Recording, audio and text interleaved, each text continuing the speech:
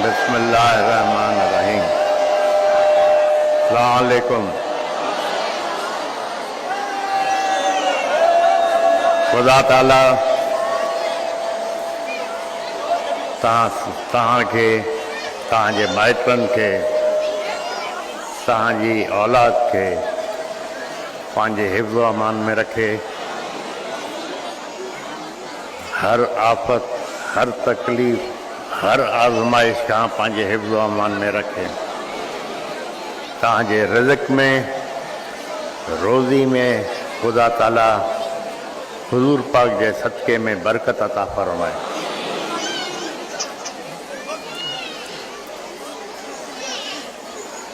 काफ़ी वक़्त खां पोइ मां जमायत में आयो आहियां ऐं मूंखे निहायत ख़ुशी थी आहे जो असांजी जमायत जी नियाणियूं छोकिरियूं पढ़ी लिखी ख़ुदा जे फज़्ल करम सां काफ़ी अॻिते वधी वियूं आहिनि। 10-15 ॾींहंनि खां मां जमायत में आहियां। काथे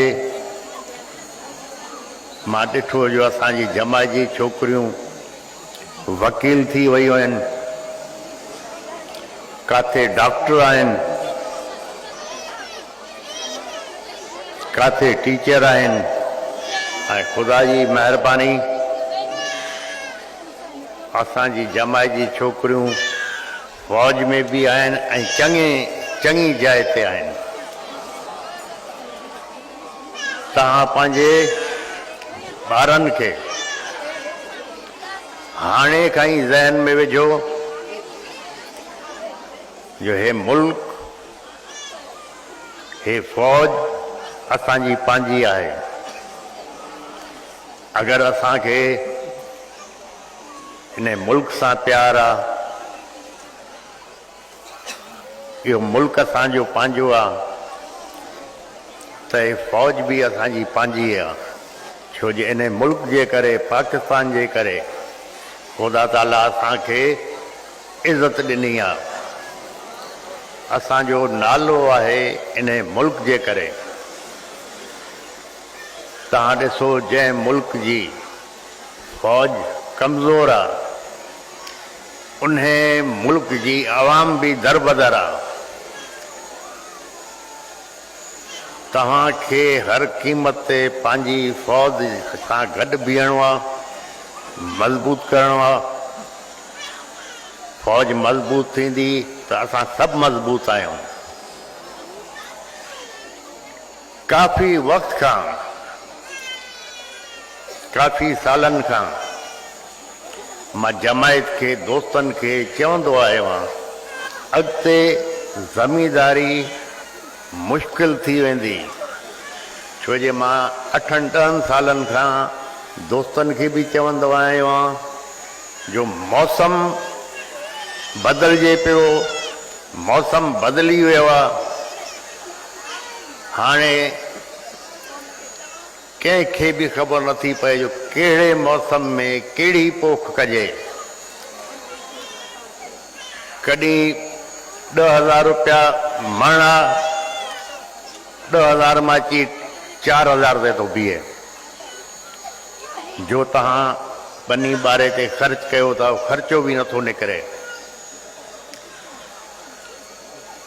जमायत खां मां पुछंदो आयो आहियां, उन्हनि ॿुधायो साईं सारियुनि में असांखे वॾो नुक़सान पियो आहे।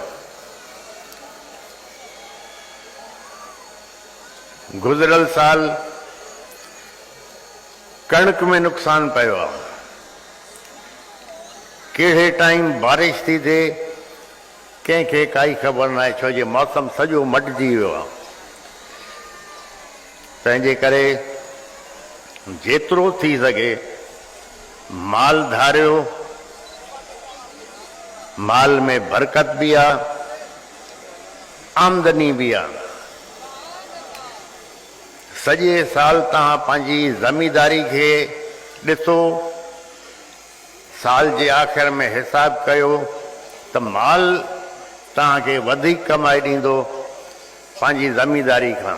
तंहिंजे करे कोशिशि करे माल हर साल वधायो, इन में बरकत आहे, तव्हांजे कम बि ईंदो। बाक़ी जॾहिं बि तव्हां वांदा वेठा आहियो, सलाद शरीफ़ दुरूद शरीफ़ जो विर्त कयो,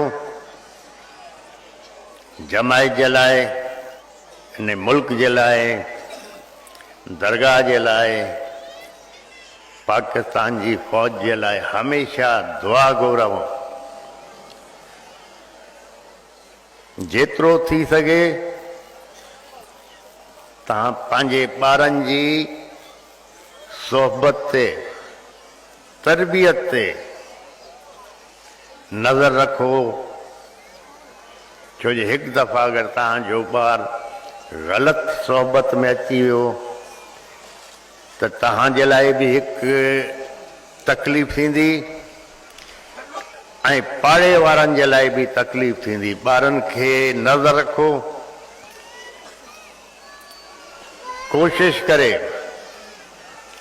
छोकिरियुनि खे पढ़ायो, छो जे छोकिरी पढ़ंदी त अॻिते पंहिंजे ॿारनि खे बि संभाले सघंदी, पंहिंजे ॿारनि खे बि पढ़ाए सघंदी।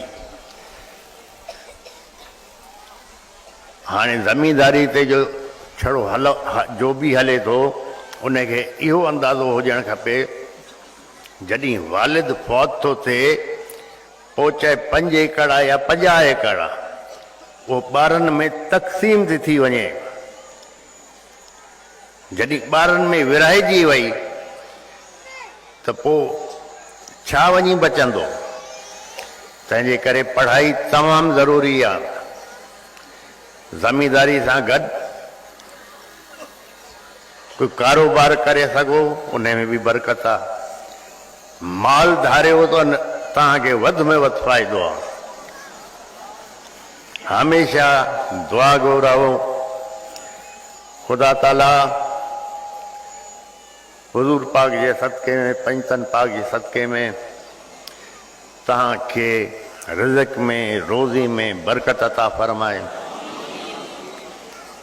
तव्हांजी औलाद खे, नंढनि खे, वॾनि जी इज़त करणु सेखारे। तव्हां बुज़ुर्गनि खे, वॾनि खे नंढनि सां कुर्ब ऐं मोहब्बत जो रस्तो ॾेखारे। जिथे बि असांजा जमायती कोई बि तकलीफ़ में अचे थो त ॿिए जमायती जो फ़र्ज़ु आहे उनजी मदद करे।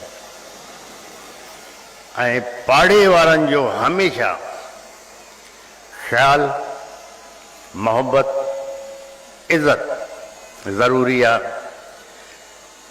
छो जे तकलीफ़ में, ग़मी में, ख़ुशी में सभिनी खां अॻु में पाड़े वारो थो पहुचे। मिट माइट त कोई परे थो रहे, कोई नौकरी में आहे, कोई कारोबार में आहे, जेसि ताईं मिट माइट अचे पाड़े वारो हमेशह अॻु में पहुचंदो आहे। तंहिंजे करे पाड़े जो वधि में वधि तव्हां ख़्यालु कयो। छोकिरियुनि खे त ज़रूरु पढ़ायो, लेकिन पोइ असांजी जमायत जा जो छोकिरा आहिनि, उहो इम्तिहान वरी नकुल करे था पास कनि, अॻिते छा थींदो? इहो अॻिते हली छा कंदा? छोकिरनि ते बि तवजो ॾियो, लेकिन छोकिरियुनि ते वधि में वधि ॾियो, छो जे छोकिरियुनि खे अॻिते पंहिंजो घर हलाइणो। ख़ुदा तव्हां सभिनी खे ख़ुशि रखे। बिस्मिल्लाह रहमान रहीम। अस्सलातु वस्सलामु अलैका अल्लाहुम्मा सल्लि अला इन्नका। ऐ मेरे परवरदिगार, तो अपने हबीब के सदक़े, पंजतन पाक के सदक़े भी फातिमा तो ज़हरा, इमाम हुसैन 14 करबला, ए मेरे रब्बिल आलमीन मोहम्मद सल्लल्लाहु अलैहि वसल्लम, तो हमें कब्र के अज़ाब से बचा, दोज़ख के अज़ाब से बचा। ए मेरे परवरदिगार, अपने हबीब के सदक़े तू हमें कब्र के हिसाब किताब से पनाह में रख। ए मेरे परवरदिगार, हम गुनाहगार हैं, हुज़ूर पाक के सदक़े गुनाह बख्श, हमें जन्नत में जगह अता फरमा। हमारे रिज़्क़ रोज़ी में बरकत अता फरमा। तू हमें हर आफत, आजमाइश, तकलीफ़ से पनाह में रख। ए मेरे परवरदिगार, जो दर बीमार हैं, मोहम्मद सल्लल्लाहु अलैहि वसल्लम के सदक़े में उनको शिफा अता फरमा।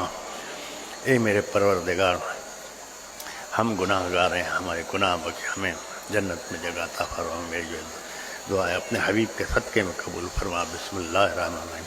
अल्लाहुम्मा सल्लि अला मुहम्मद व अला ला इलाहा इल्लल्लाह मुहम्मद रसूलुल्लाह।